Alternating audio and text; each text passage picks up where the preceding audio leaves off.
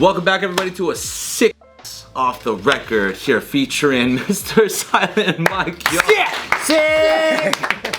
And I'd like to make a great announcement because today we are officially launching the vintage Uncle Chin shirt, baby! This right now. Copy it right now in the link below. But not only that, we noticed that to school. to be the good boy. Did you model the design after that shirt that you wear of that guy with the you know what I'm talking about, the guy with the Oh, the Vietnamese singer that you like. Yeah. Yeah, that's who he was. I thought so. That's who my alter ego is. But we know that it's cold, so we got hoodies out now of every design. If you guys want to go warm your body up, Pretty sweet. Fear Everybody hoodie. Dope. Yeah, that's pretty We sweet. got Careful Boy hoodie like this. Yo. That's so sweet. So now stay warm or sleep with me. Yeah, I get. Look Sleep with at my me. little nightie, dude. Yup. Check us out.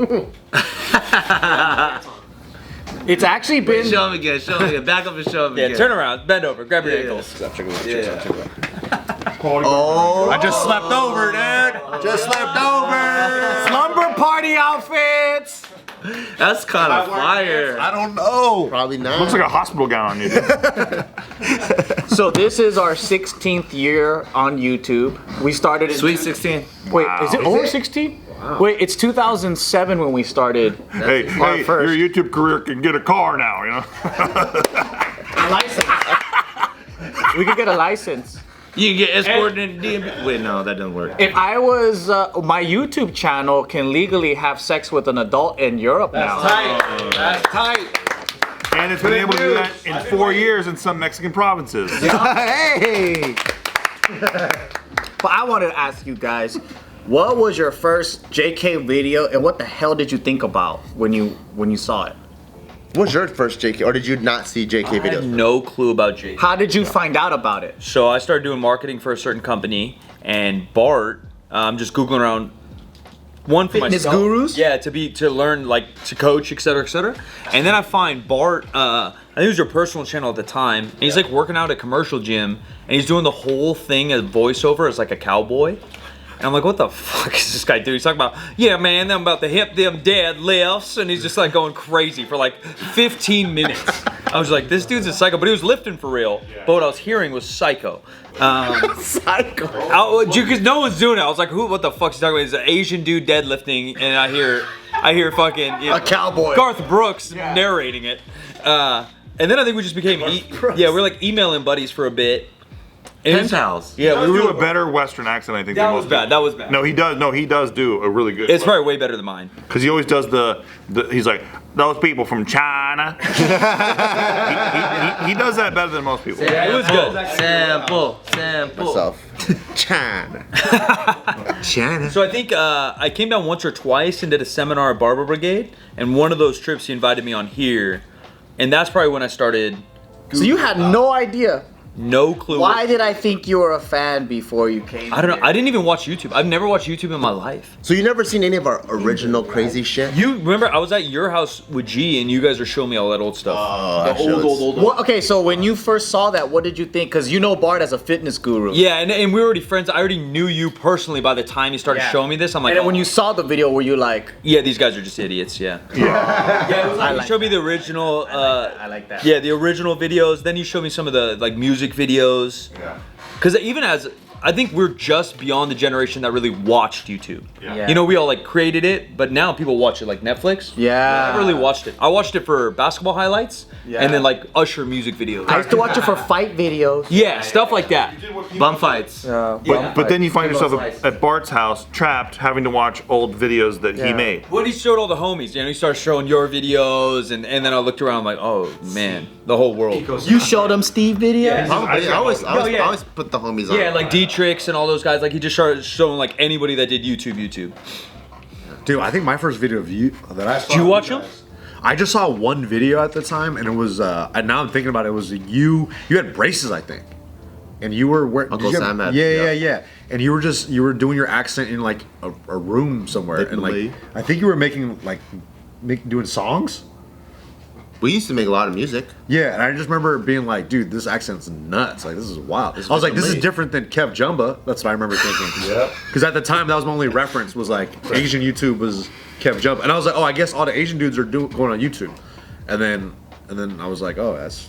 Did Bart have a tissue on his nose because he had a nosebleed? He might have. I just remember him wearing the hat. And Like a furry hat. yeah, and I remember, I think you were in that video too. Me? Was it both you guys? Oh, was there funk in the background? Were we teaching people how to dance? I just remember the accents, and you guys were just doing silly stuff, and I was like, dude, this is fucking wild. This was a wild time. I remember. Did you judge us? At the time, yeah. In that moment, if I told Little Nick, I was like, Little Nick, these guys, you're gonna one day work with them. Would you have believed it? No, absolutely not. You'd be like, there's no way I'll work with these guys who like have made money off reinforcing Asian stereotypes. Yeah, I was like, that's not me, dude. No, but I remember thinking the accents were funny, but I just remember being like, this is fucking wild. Like, this is a wild. Wow. But it's a trip.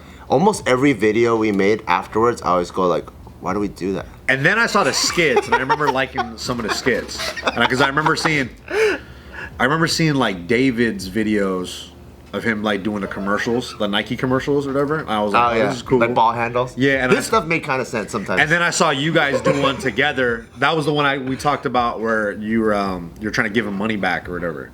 Yeah. Did you see the car wash? I don't know if it's a skit or music video. That like scarred my brain. What was the car wash? I don't know. I think I saw both y'all's dicks. We chill with the homies in the car wash. Car wash. No, that's carpool. I don't know. Both you guys were wearing. Oh, he's talking about the one where it's like, I think there's hot chicks washing. Oh, and then we swap them. And then we come out, and then we're in like Daisy Dukes, and then like, yeah, maybe our balls came out. Yeah, shit was flying. Hey, I was scrubbing the fucking whole car with my nuts. Yeah. Were you guys in the Gangnam Style video with David? No, we had our own. You guys had your own one. By the way, that video straight up wouldn't work now because Bart's too hot. Yep. It was better when he was fat. That's what Bart did. It was better. Doesn't Nick kind of look like young Joe right now? I like young Joe. Do I look like young Uncle? He's bald. A little bit. A little bit. If I had a G-Shock on my wrist, you know? Or is that racist? Just It looks like you're wearing a fucking shower curtain, dude. I'm wearing my boyfriend's shirt, dude. I just slept over it. I remember our first stand-up comedy show was at the Laugh Factory. And it's crazy because people usually like work their way up to the Laugh Factory. Oh no. But our buddy was like, hey, we're doing Asian night. You guys are crushing it. Bring your fan base. So we were these characters. And then we had this whole set that we Imagine rolling up to Sunset Boulevard. We're gonna take my girlfriend on a nice little date Friday night. 2 drink minimum night. And me and Bart had this idea that every content that we had to make had to be deep. So then it had to have like a fucking message, right? And I love early tubers like that. Yeah, it was like, and I think our message was like gratefulness to being in America and shit. And then Bart had a whole monologue about drinking toilet water. And that was clean. Dude. I remember doing that show, and then at the Laugh Factory on stage, and then looking out into the audience, and there's just people that are just like, Yeah. like, what the fuck is going on? Dude, an early tuber mindset too. You guys are leaving there and you're like, that message was fucking good, dude. Yeah. Fucking killed it. I remember there was talking one. about recycling. We literally did talk about recycling or some shit. I remember we did some shit where Bart was acting like an owl. Yeah. Like we're on stage and then Bart's like, outfits. whoo, whoo, whoo, and I was like, what? Why were we acting like owls? I forgot. But there was like a whole front row and half of them were like this. And then like the red light came on, but I'm like, hell no, my set's not done yet. Good And we for just you. kept going. That's good. That's strong. What like gave you guys the courage to do shit like that? Yeah, that's crazy. I think low IQ. No, I can't. Not much up here. Not much up here. Yeah. Yeah. I think low IQ. Yeah, that helps. I remember I had an intense burning desire to make content that I had a vision for. And no matter how stupid it wasn't stupid. You're in gonna my follow head. through, yeah. It was, well, in my head, it was so stupid that I had to do it sometimes too. It was like needing to fart. How long were you guys doing these characters? How long were you guys doing these characters before you guys started doing like the JK skits, like the I think almost immediately. Immediately. Yeah. It all actually started because I was fucking around one day and then I made a face on my chin and I flipped the camera upside down. And you remember there was people doing that on YouTube for a minute? Of course. And then It was like puppetry. yeah, and I had a story about how like my dog died and I had to bury it and I was crying and shit. And then Bart reacted with one of his characters back to me and he thought it was funny. Which character was it? The Uncle Sam character. And then we were just doing this to make each other laugh. Yeah. Like we didn't know. I thought YouTube was like photo bucket. Remember? Yeah. Photo You bucket, upload dude. photos. For a while it was. Yeah, and then you can use the HTML code to embed into like MySpace or whatever. Yeah. I didn't know it was Dude, a that's platform right. where people shared stuff. So I would send things to Joe, and he would send things to me, and then they started getting like hundreds of views, and I'm like, what the fuck? And then people were like, you gotta make more, you gotta make more, and I'm like, what the fuck? So we is made this? Just Kidding Films the channel. And then instead of posting it on our own channels, we started doing that. And then people who are out there who are like, I'm dumb, but there's not dumb content for me. You know, they had a home. They had a home. Yeah, they found a home. You know, they're like going through a forest. It's really dark, and they just see a little light on the top of the hill. You know I'm what? dumb. Wait, they're dumb. You know what blows my mind though? So like, this was a whole era, right? Like 2007 till I want to say 2013 or whatever, right? During that time, all those like views that we got, like all these videos, they got like millions of views right now. And then being like 39 years old now and traveling to like Canada, even like to Austria and whatever. And then I was in the Czech Republic, and this was the weirdest experience, is there's a Vietnamese community in the Czech Republic that all went to like English school together and they watched our content. Wow. And they speak their accents just like you guys, Uncle Sam, Uncle Chin. It's That's crazy. fucking crazy. They learned English from you guys. Yeah. I got recognized in Sweden one time on a fucking subway, and I was like, oh my god, I'm the fucking man. But it's just crazy how like the world watched our content That's a trip. and they all connected to it somehow. And I was like, dude, that's I don't even know dope. what they're connecting to though. Not much up here. A lot of people laughed at us. Yeah. And I think that's one of what our made- first mind-blowing experiences when we were doing this. We don't know what was going on, and like, you know, just the onset of YouTube. It's just a huge like movement and phenomenon that was going on. And we did like a meet and greet at Tasty, which is like a boba shop, and we didn't know if it was gonna be 5 people. It was our or first whatever. meet and greet. Our first one. And then the director working with that at that time, he drove. So I think the meet and greet was like 12 or 1, and he drove by at 10 a.m. He goes, "Hey, there's already people here, like at like 9 a.m.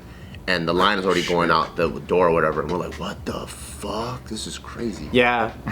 And our friend at the time was an off-duty cop, so he was standing there with a gun, like treating us like we're in Britney case. Spears. And we're wearing shit like this. Isn't that crazy? Yeah, and it. I don't know what was happening. How quick did you like diversify? Because you obviously went to like As the Feels, JKParty, Took a while. Not until even JKNews. all that stuff was probably 2010, Yeah. 2011. That's pretty quick though. No, 2009. Was it news like just like a tryout thing you guys were Yeah, doing? we're Like just- fuck arounds. And this is the main channel now. All the Yeah. other ones aren't alive anymore. Just Kidding Party was first a behind the scenes channel to support Just Kidding Films. Because Just Kidding Films was like, it was the sketches, right? And Just Kidding Party was behind the scenes to connect with the fan base in a real way so they can see how we created the content. Like this office is still structured the way we ran the business. So that room where Ken is in, it's all black because that was the editor's room, so they could just be like dark and then color correct, do all that. The room that Joe's in, that was like the writer's room, so we would write in there. And then back there, if you guys look at that window, it's still technically the prop and equipment room, so we have wigs, whatever. But before that was a viewing room. So basically, yeah. it's just a fuck ton of wasted real estate right now. It's a production studio back then, but now it's, I guess, wasted real estate. It's like being surrounded by old relics, Yeah. like history. You know, things we don't use anymore. But what blew my mind though is like, we had that meet and greet in Irvine recently, and it was our first meet and greet since lockdown. So like 3 years we haven't seen the public, and it felt like Oh yeah, because we were doing the college tour before. Yep. Danger Boys at Danger UCI, Boys was there was the like last one. 400 people. Who are they? Shouts to them. we did a whole We did a whole pilot called The Danger Boys. Oh, it's you guys. Yeah. And now we're the Careful Boys. Yeah, we're the Careful Boys. Shin tats. But those guys are dangerous. These guys are careful now. Yeah. But I was like, 180. it was the same feeling for me because Tasty was like, oh shit. And then Junbi meet and greet was like, oh shit, there's a whole fucking line out here. But the cool experience there was that there were some ride or dies from the beginning. Like they've been watching since like 2008. And they'll be like, I've been a fan since those days. And they're like, man, I fucking rode with you for so long. These are my kids. They're your next generation fans. We watch JK News together. And I'm like, Like, this is Joe, this is Bart, this is Tiff. We don't really talk to her. We're working on a name change. We'll see what happens. I'm a writer.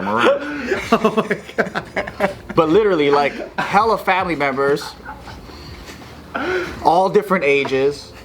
There's new generation. They're like, oh, I go to Irvine down the street. I'm a college student. I just found you guys a year ago, so I'm just catching up on all the other channels you guys have. And I'm like, damn. A lot of my like employees and members are like college age or like 18 to 23, and they're all like huge fans. Like either grew up because an older sibling watched y'all, or whatever. You met them, a bunch of them, obviously, when you come into town. And that kind of blows my mind. That's kind of like how I learned JK was like JK. Because I didn't really know. Like Bart's like, oh yeah, I have this other show. You want to go on? I was like, yeah. But then now like everybody I cross paths with, and a lot of people in the powerlifting world. Like they obviously know Barber Brigade, but they're like, yeah dude, I watched everything JK, Uncle Sam. Like I watched all that stuff going up. It's so mindful. Yeah, it's crazy. But this fool's a legend in two places. He single-handedly brought Asians to fucking powerlifting. For real. Yeah. Before it was just white dudes that do trucking stuff. Yeah. And the KKK. It was just white dudes that hated Asians, and now Yeah. there's a lot of Asians in there. Now they're pissed. Bart brought all of China. Yeah, they brought him there on purpose. And then all the white trucker guys are like, this motherfucker brought the CCP to the powerlifting world. That damn Chinese, as Bart would say. Yeah, Well, Bart says it, so everybody's conflicted emotionally. I know, right? That's true. Bart does say at lunch, he's like, I connect really well with those people sometimes. I do. Fucking wild, man. But yeah, I guess, well, this was actually a gift from my buddy who owns Merch Labs, the company that prints out all of our shirts. And he just wanted to do this for me because he thought it'd be funny. It's a dope fucking shirt though. And It's a sick then shirt. I posted it, and all the fans were like, yo, I need one. And I was like, oh, fuck, I didn't even know that you guys remember. Because in my head, I'm like, these are all new JK News fans. They don't even remember this era. So this one's for everybody out there who said, yo, print these shirts out. I need to get one. So now you can get one yourself. Very cool. And I thought, because I'm ignorant, that Ryan made it because everything cool comes from Ryan. But then I realized that that's a meme around here, and that this nice guy actually did design this, and we appreciate it. Thank you, guys. I still feel like Ryan had something to do with it, though. How old is like Uncle Chin now? Uncle Chin in real life? Yeah. He's probably like 46. No. Uncle Chin, like when you created him till now. 16 years. 16. Oh, so he was in the beginning. 2007. So he's old enough for kisses, you'd say. Oh, yeah, hell yeah. Dude. Have you seen Old Enough for Kisses? Whoa. Here we go. I'm excited for you. Check this out. So, you a fan of Clint Eastwood? He's a legend. Do you like Clint Eastwood? No. What's your name, Meryl? Amelia. I think I've seen this. Everybody calls me Amy. I'm Corporal John McBurney, but everybody calls me McBee. I haven't heard it in a while. How old are you, Amy? 12. 13 in September. Old enough for kisses. Keep your eyes open, man. Hey, open your eyes, man. Can't, man. Hey, what the fuck, dude? Open your eyes, man. It's not weird. Come on, man. That movie's not even that old. How old is it? Old 80s? enough for kisses? Yeah. That ain't. That's You not like it, huh? Actually, it's my favorite film. Yeah, it's good. Yeah. Eastwood, stay off my porch.